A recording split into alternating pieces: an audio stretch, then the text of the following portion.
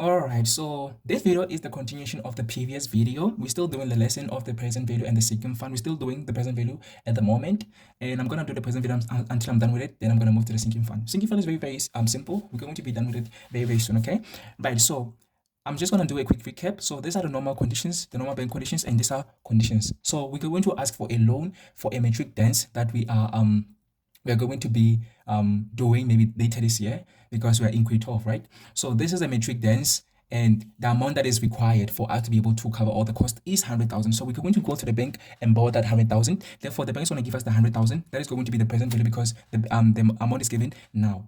Then the bank is going to require us to pay back the money utilizing or under these conditions. So these are the normal bank conditions, okay? Right, but due maybe to certain reasons of ours, we're going to adjust the conditions such that we're going to make the first payment 5 months later or on the 15th of December 2026 and the last payment 3 months later or on the 15th of October 2030. And of course, the interest rate is not going to change, but the value of n is the one that is going to change. And we're going to calculate the value of n by saying p, which is the period multiplied by 12, minus 4 because we officially missed the 4 payments, and plus 3 because we officially made 3 more payments. Therefore, the new number of payments that we're going to make is 59 instead of 60. Right. So this is where we was at, and this is where we ended the previous video. So we're going to calculate x, which is the monthly payment, interest, total amount paid, the balance, and the n, which is the number of payments actually done. Okay. Right. So yeah, let us usually go to the next page, calculate everything. I'm gonna need you to keep this in mind, by the way. All right, now that we're on the next page, let us write the conditions, the normal bank conditions, and then calculate everything that I said that we're going to need to calculate in this video, and then calculate them. Okay. So let us quickly write the normal conditions of the bank, right? So they are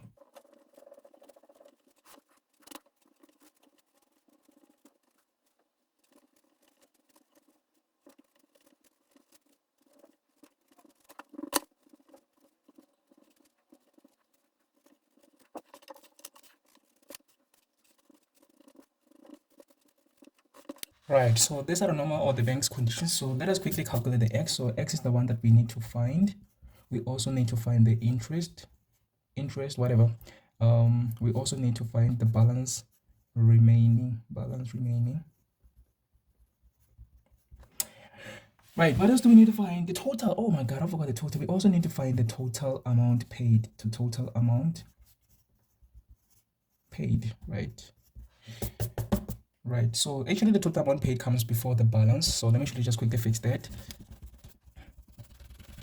So 1 is the monthly payment, 2 is the interest, 3 is the total amount paid, and then number 4 is the balance remaining.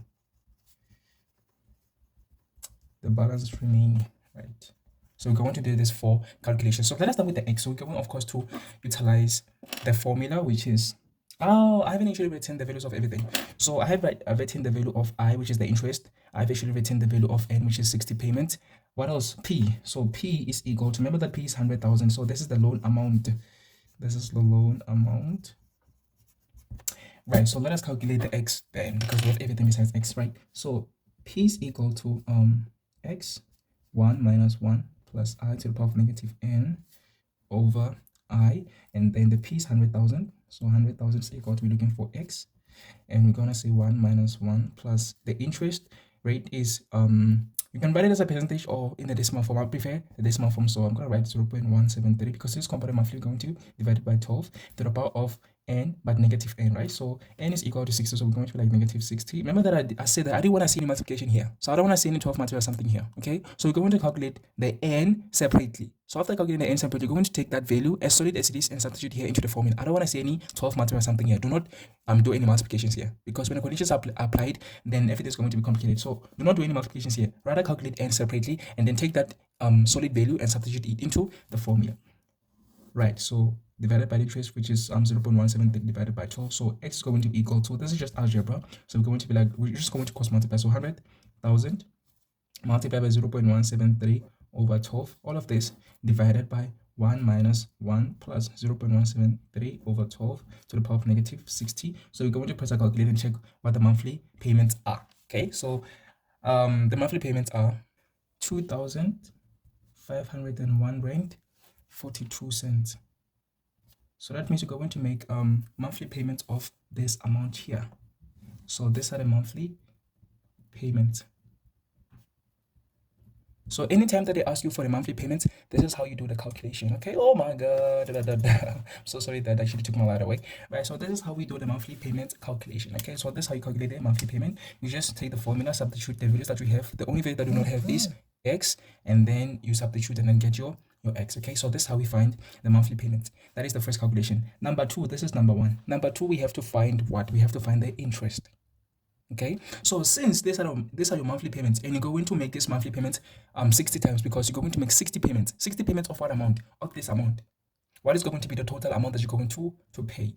Okay, right. So number two is the calculation of the interest. But before I calculate the interest, let me first calculate the total amount that you're going to pay. So let me say the total amount is number two. Total amount is number two, and the interest is number three. So number two, let us calculate the total amount that you're going to pay. Since you're going to make 60 payments of this amount, what is going to be the total? So the total amount that you're going to pay, the total amount paid is going to be equal to, this is the formula for it, x multiplied by n. Okay, so this is the formula for the total amount that you're going to pay. This formula, you don't have it at the back of the paper or in the formula sheet, so you have to memorize it. You have to know it by heart. Let me shift the camera a little bit down so that you may be able to see this here. All right, now that's perfect. So this formula, you don't have it at the back of the paper in the formula sheet. You have to know this by heart. Okay, so it's x, which is the monthly payments, multiplied by the number of those payments. So this is 60 payments, and that 60 payments of 2,501 rand 42 cents. So we're going to calculate the total amount paid by saying this, which is 2,501 rand 42 cents, multiplied by what? Multiplied by the number of payments, which is 60. Therefore, the total amount that you're going to pay, the total amount paid is going to be equal to 150,085 rand 1 cent. Okay, so this is going to be the total amount that you're going to pay. You're going to pay 150,085 rand 1 cent. Okay, so instead of you paying back 100,000 which you owe to the bank, you're going to pay more than that. You're going to pay 150,000. This is how the banks make money off of us. Okay, so that's how the bank make money, because they're going to charge you the interest. So instead of actually paying them the amount that you owe them, you're going to pay way more than that. So you're going to pay 150,000 instead of actually paying 100,000. Okay, right. So this is the total amount that you're going to pay. If they ask you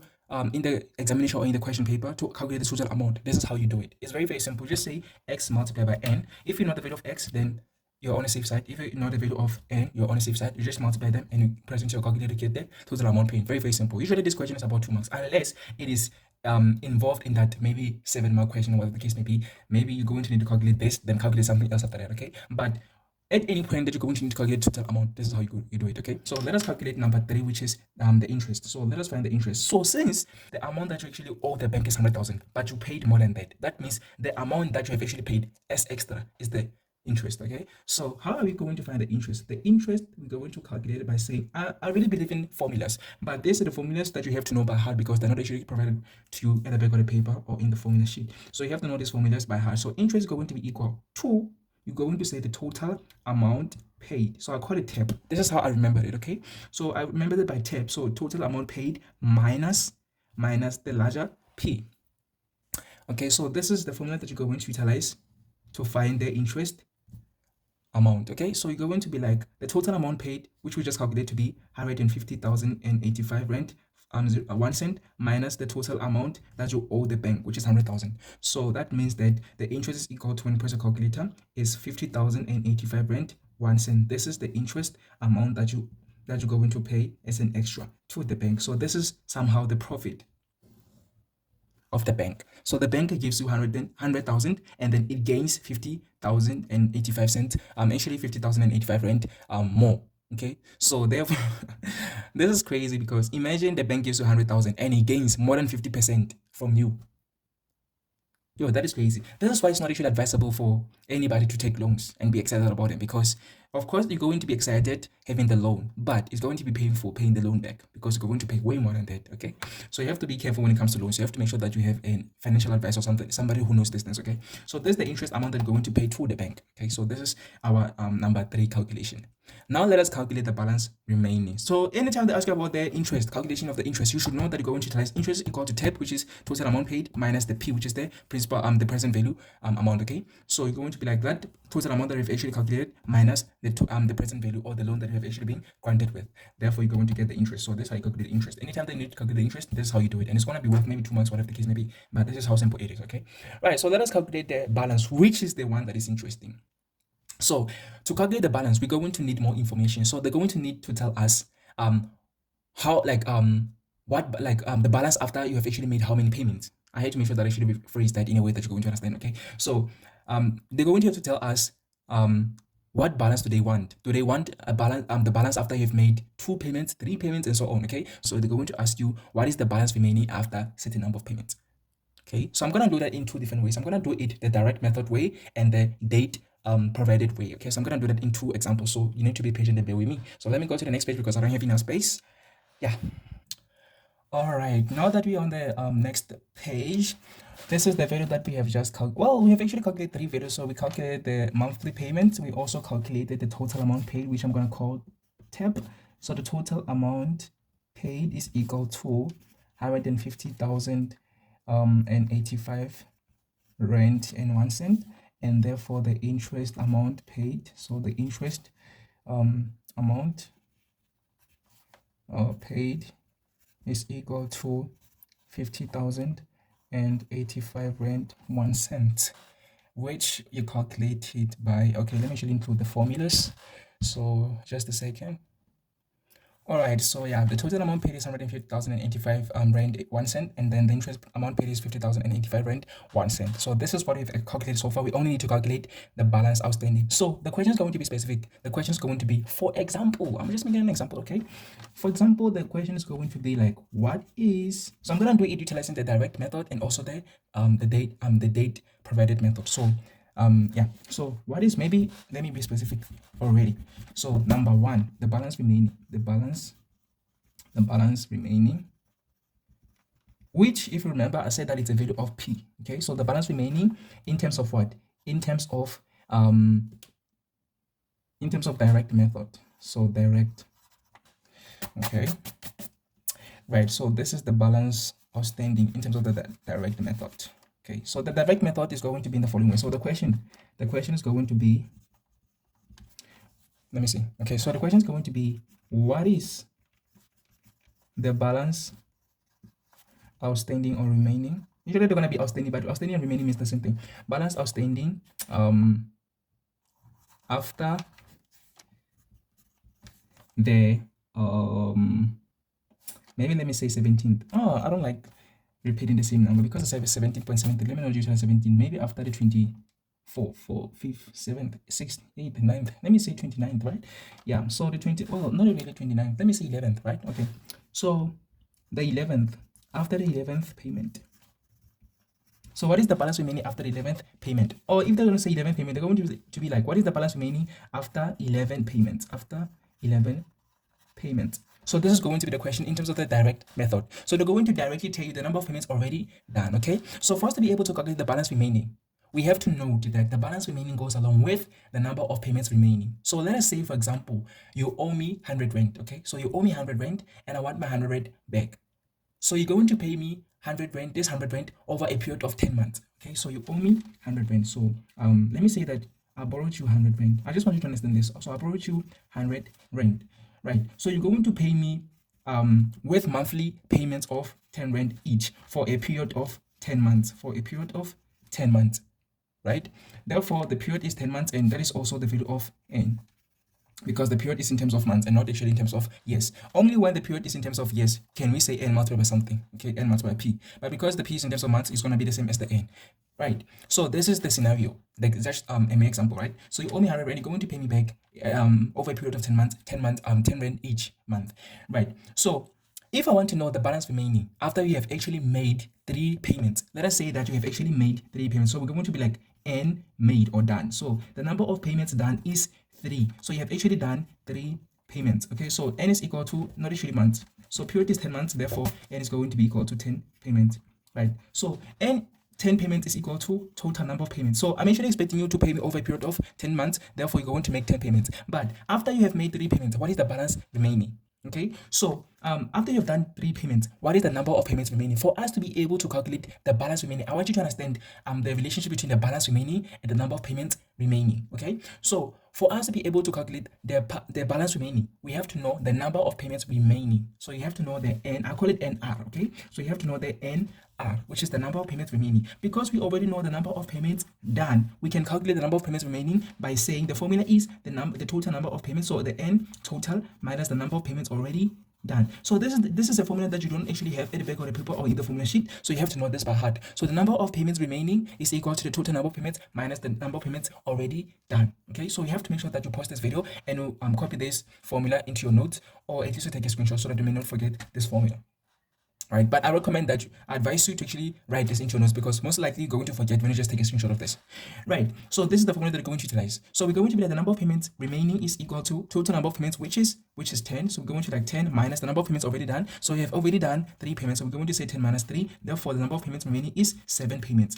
Now that we know that you got 7 more payments to make, we're going to be able to calculate the balance remaining by saying, okay, so therefore the balance remaining is equal to the 7 number of payments multiplied by the monthly payment. So you're going to pay me 10 rand each month. Therefore, we're going to be like N multiplied by 10, which is the X. Therefore, you owe me how much? You owe me 70 rand. So I want you to understand that for us to be able to calculate the balance remaining, we have to know the number of payments remaining. So they go hand in hand. Okay, you can't really find the balance remaining without knowing the number of payments remaining. So to calculate the balance remaining, we don't use the number of payments already done.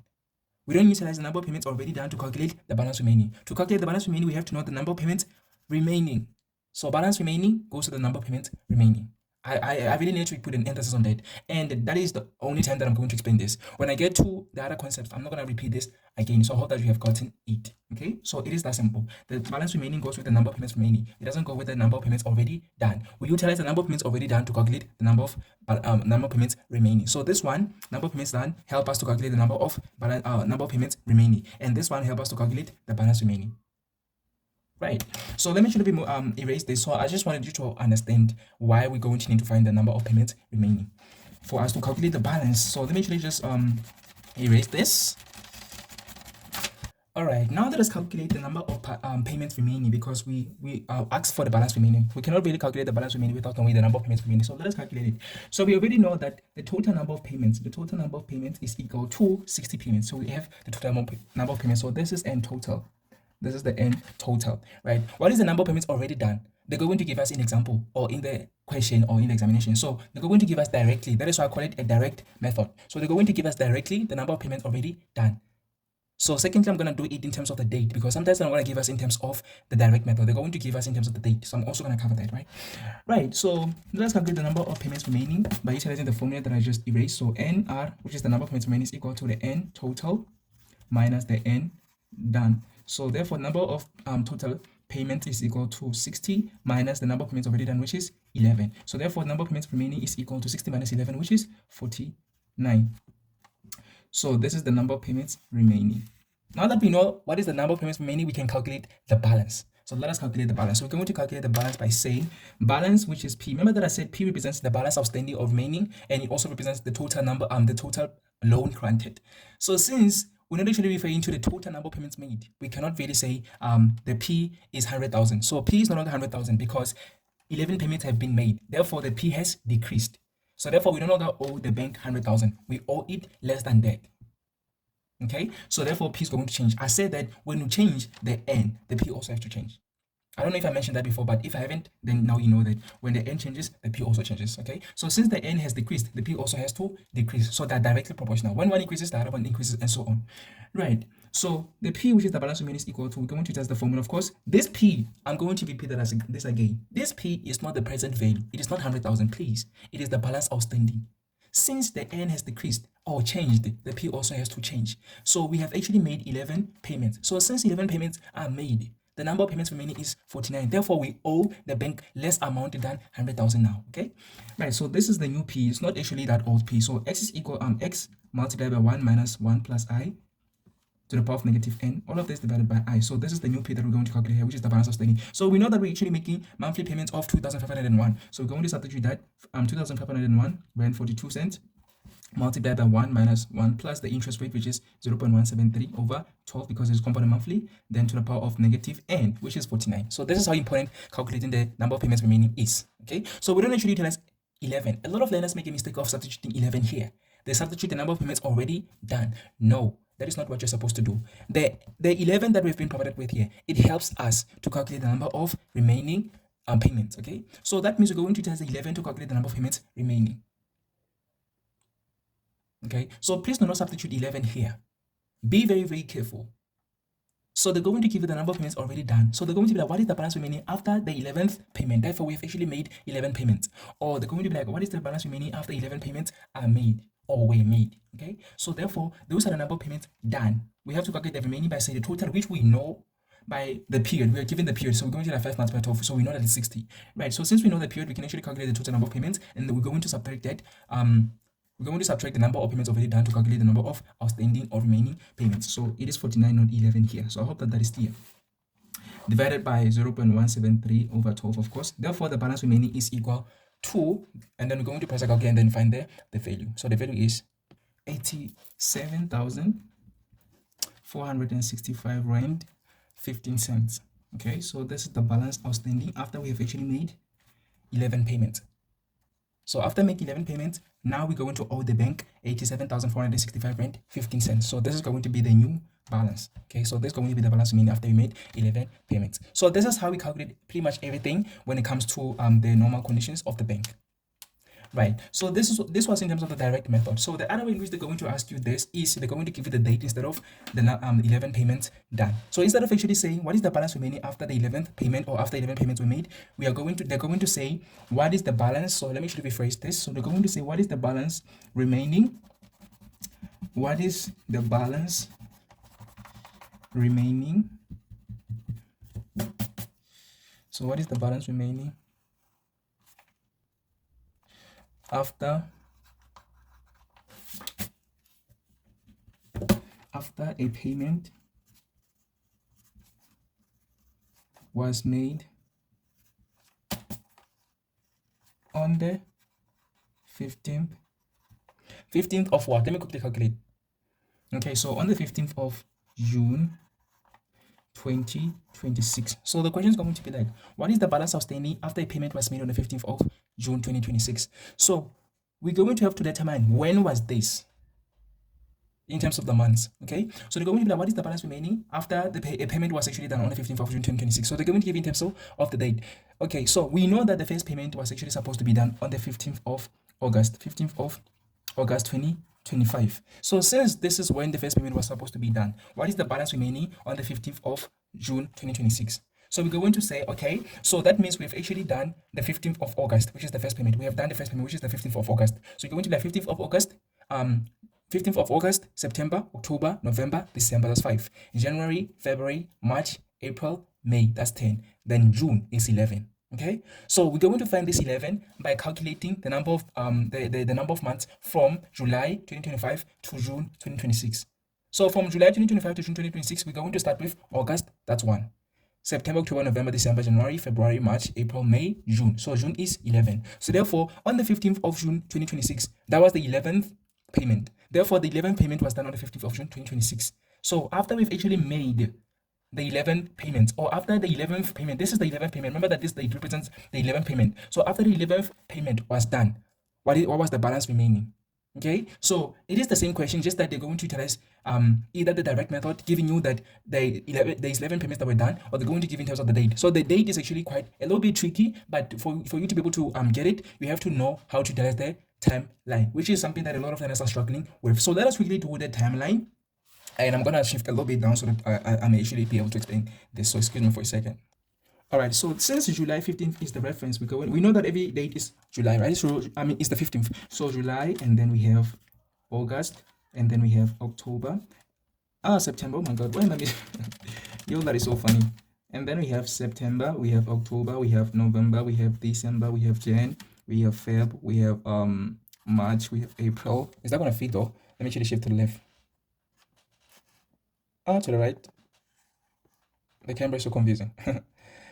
We at April, then May, then June, and then July. And then July, right? Right, so this is the timeline. So I'm gonna do it upside down because I don't usually have enough space on top. So this is the timeline. Right, so this is 0 here because this is the reference, right? So this is 0. This is going to be 1, 2, 3, 4, 5, 6, 7, 8, 9, 10, 11, and 12.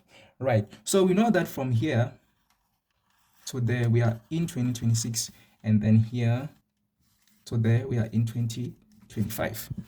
Right, so this is 2025 and then 2026. Most of the times they're going to give in terms of December and January, which is going to be simpler for you to refer to the years. They're not going to give you the dates in terms of the middle month or whatever the case may be. Okay, right. So they're saying to us, what is the balance remaining on the 15th of June 2026? So we're going to go straight to 15th of June 2026. So this is how simple it is. Okay, so 15th of June 2026, it's the 11th payment was actually done on the 15th of June 2026 because this is July, August, September, October, November, December, January, February, March, April, May, June. So June goes with 11. So you can actually do yourself some favor if you're not actually lazy, or if you still have time in the examination and say, so since this is 12, we're just going to add 12 each time. So it's going to be 12 plus 12 is 24, plus 12 is 36, plus 12 is 48, plus 12 is 60. We're going to end at 60 because we have total number of payments as 60. Therefore, we're going to add 11 each time. So this is going to be 23. This is going to be 23, 35, 47, 59. And this is going to be 22, 34, and so on. Okay, so that you know that when you say what is the balance remaining on a certain date, you go straight to the month, and then you're like, okay, this is the month. So since this is the month, but on a certain year, maybe they was gonna say the 15th of June, maybe 2028. Maybe they said 2028. We know that from here to there, it is another year. From here to here, it's another year. From here to here, it's another year, and so on, right? So you know that here is if this is 2026, this is 2027. Not really that. Okay. So this line here, this line is 2027. This one is 2028. This one is 2029, and this one is 2030. But from here to here, from here to here, from here to here, from here to here, from here to here, we have 2029. We have 2028, 2027, 2026, and 2025 here, which is which here we have 2026. Okay, so I'm just giving you a tip on how maybe to tackle these questions so that you know that when you're talking about maybe the 15th of June 2028, you go straight to 2028. Where's 2028? 2028 is, wait, let me see. So this is 2026, 2027, 2028. Okay, this is 2028. So you're like, okay, since they're talking about the 15th of June 2028, you go straight to 2028. Okay, so I know that this is 2028 here, but talking about the June of that. So the June of 2028 is 35th. Therefore, the June of 28 is when the 35th payment was done. Okay, so that is how quickly you're going to be able to find the answers that you are looking for, or maybe to get to actually be able to quickly tackle these questions. Okay, so this is what we call a timeline. So if you understand the timeline, you're going to be able to tackle the questions very, very quickly, especially if they are asked in terms of the date. Okay, so I'm going to write neatly the timeline for you to be able to copy it into your notes and then see how we actually utilize it to tackle these questions. Okay, so let me actually just quickly rewrite this timeline in a neat way. All right, so this is the number line. I know that is not really neat. Like actually, hope that I would actually enjoy this, but this is basically how the number line works.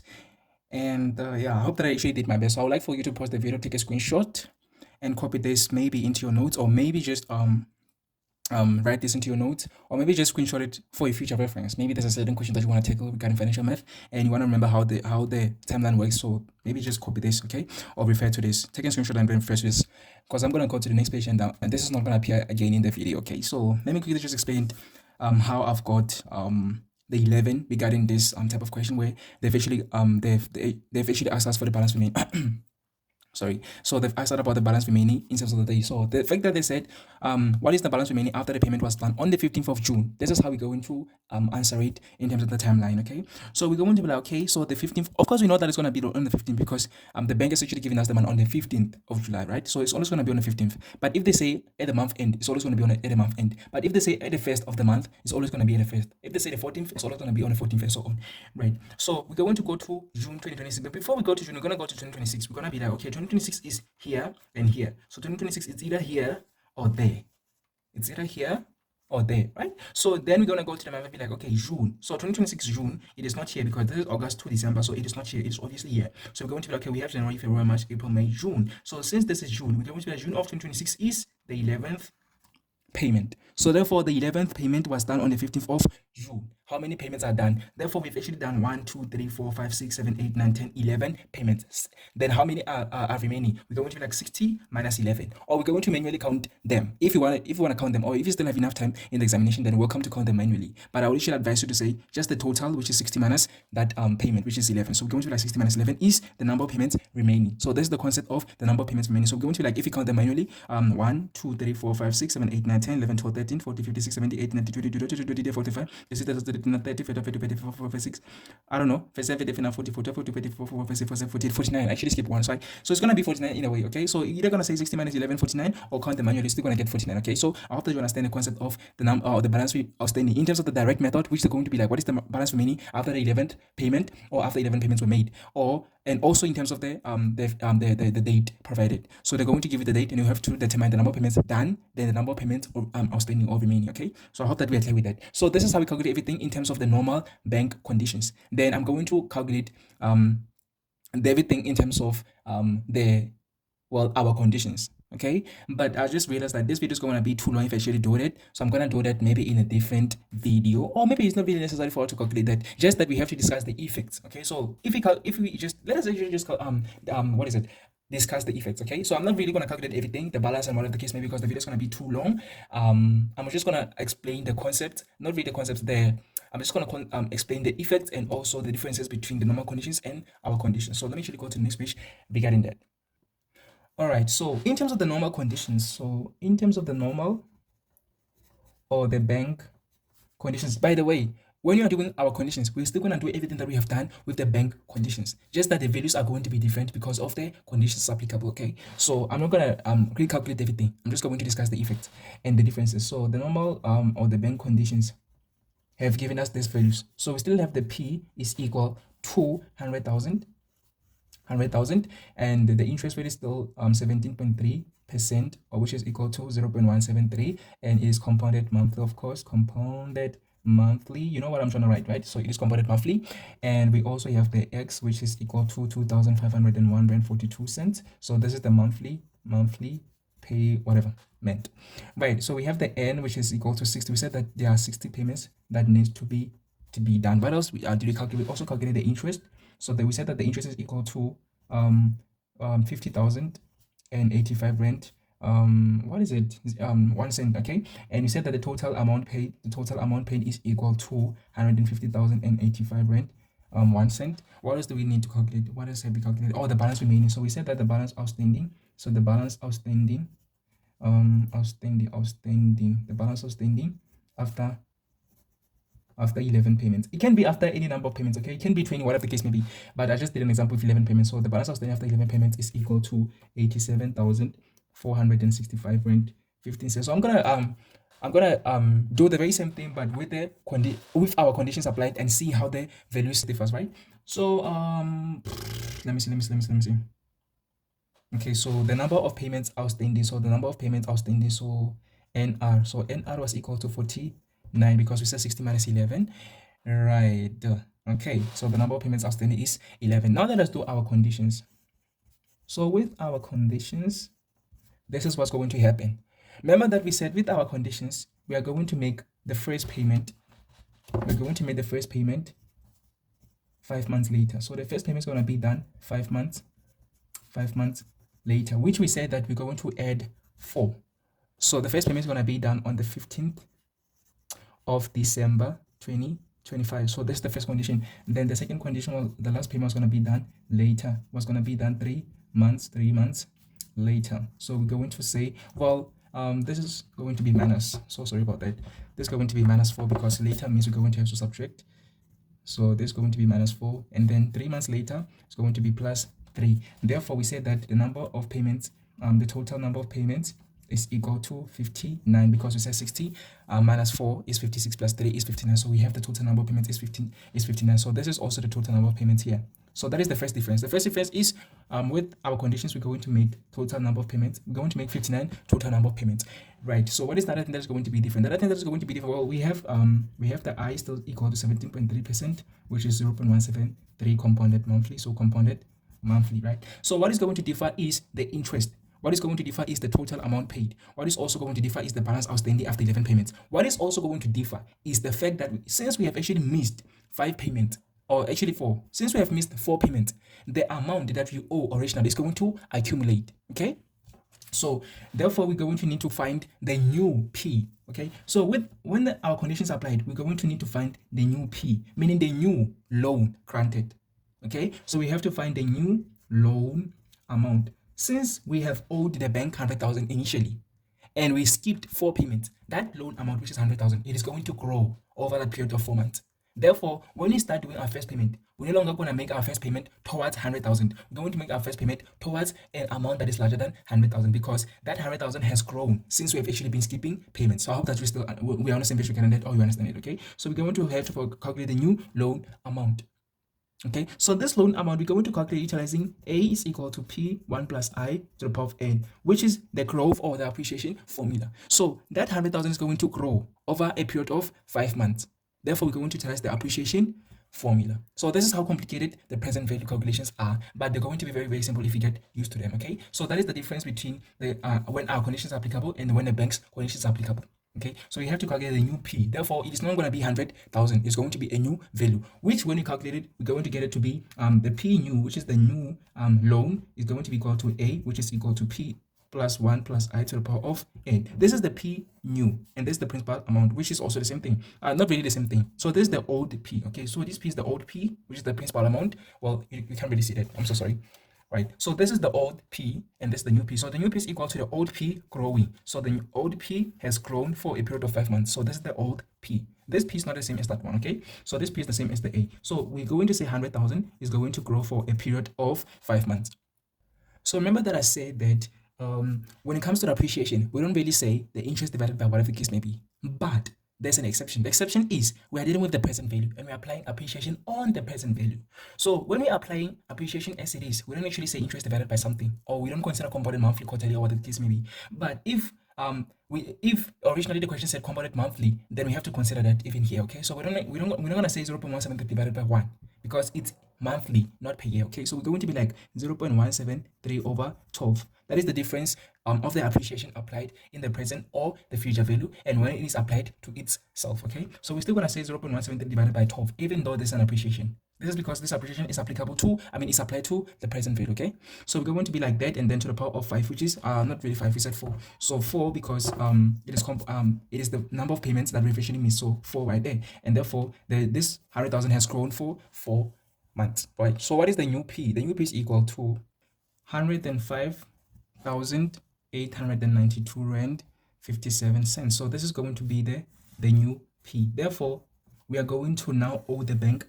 105,892 rand 57 cents instead of 100,000. So that means the money has grown for a period of 4 months. Therefore, we owe them a little bit extra than that. Okay, so that is the difference between when we apply our conditions and the bank's conditions. With the bank's conditions, the P is not going to change, but with our conditions, the P is going to change because we actually missed 4. Therefore, the money is going to accumulate. Therefore, this is going to affect everything. Okay, so since this is the new P, we have to take note of that. This is the new P. Therefore, what is it? The balance outstanding is going to also change. The interest is also going to change and everything else. Okay, so if we have to calculate the X, we are going to calculate the X by saying P, and then of course we're going to utilize the formula over I.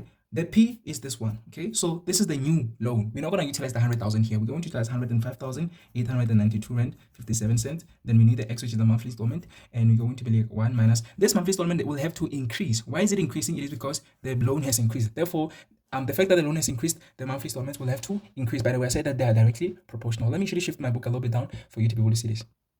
All right, so 1 minus 1 plus the interest, which is 0.173 over 12 to the power of, okay, well, what is the N?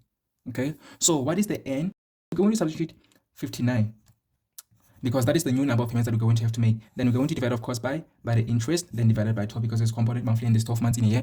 Then we're going to cross multiply and we're going to get X equal to, so I'm going to do this calculation separately to get the value of X, and then we're going to compare it with the value of X with the bank's conditions. So let me actually just quickly find the value of X. So I get the value of 2,677 rand 19 cents. Okay, so this is the new monthly payment. So this is the new monthly payment. Remember that the initial monthly payment was equal to, let us go back a little bit. So remember that the initial monthly payment was equal to 2,501 rand 42 cents without the our conditions applied. So this was the normal bank conditions. Now that we have applied our conditions, we're going to have to pay more because we skipped. So because we skipped, we have to compensate for the number of payments that we have skipped. So we're going to pay more. So we're going to just compare. I just wanted you to see how we compare the two values. So x, when the normal conditions were applied, was less than when we have actually applied our conditions. So it is more when we have actually skipped. Okay, so that is the difference between the normal conditions and our conditions. So the values are going to increase. Like we actually see that the monthly payment is going to increase here. So I hope that you can actually see the differences. Okay, so if you have any questions regarding this, let me know in the comment section. Maybe I can actually do a video explaining each of these concepts separately. Right, so let us quickly calculate the interest and then the balance outstanding when our conditions are applied. Even though I said that I'm not going to actually calculate this manually, I don't get a choice but to show you how to calculate each of them. Right, so let us actually quickly calculate the interest. So I'm going to go back a little bit. Right, so let us quickly calculate the interest. So this is number one, number two. Okay, well, number two is going to be the total actually. So the total, which is TAP. So the total amount paid is equal to, I said that is equal to X multiplied by the N. And I said that you should actually keep note of this formula. So it's going to be like X, which is 2,677 rand 19.6 multiplied by what? Multiplied by the number of payments, which is 59. Where is 59 at? Which is 59. So we're going to multiply this by 59 because you're going to do 59 payments. So what is the total amount paid equal to? So it is going to be equal to 157,953 rand. What is the cents? Okay, it's going to be 99 cents. Okay, so it's going to be 99 cents. So this is the total amount paid to the bank. Okay, so we're no longer gonna pay them 150,085 cents. 150,085 rand 1 cent. We're going to pay them more than that. Why are we paying more than that? Because of the number of payments that we have actually missed. So we had to compensate for it. So the numbers are going to increase, or the values are going to increase. So we're not going to pay them the total amount of 150,000. We're going to pay them a total amount of 157,000. So this is how the two compares. Okay, so I hope that you are able to compare the answers. Now let's calculate the balance remaining after 11 payments, but utilizing our conditions. So we're going to be like the balance outstanding. So usually they say OB, which is the outstanding balance. So I'm just going to say the P. So P is going to be equal to, so we're going to be like X whatever. So we're going to substitute into this formula. So we're going to be like X is equal to this. So 2,677 rand 19 cents, and then multiply by 1 minus 1 plus 0.173 over 12 to the power of 11 payments. So since 11 payments are already done, what is the number of payments remaining? We're going to be the number of payments remaining is equal to number of total payments minus number of payments already done. So total is 59 minus 11. So what is 59 minus 11? It is equal to 48. Therefore 48 payments. So what is the number of payments? What is the balance remaining when there is 48 payments remaining? Okay, so what is the number of payments after 11 payments were made? So we're going to say that divided by 0.173 over 12. So 48 comes from 59 minus 11. I hope that is not on the same page, right? So what is the balance remaining? The balance remaining is equal to, this is my last calculation, and from now on I'm going to calculate well, I haven't actually done the sinking fund.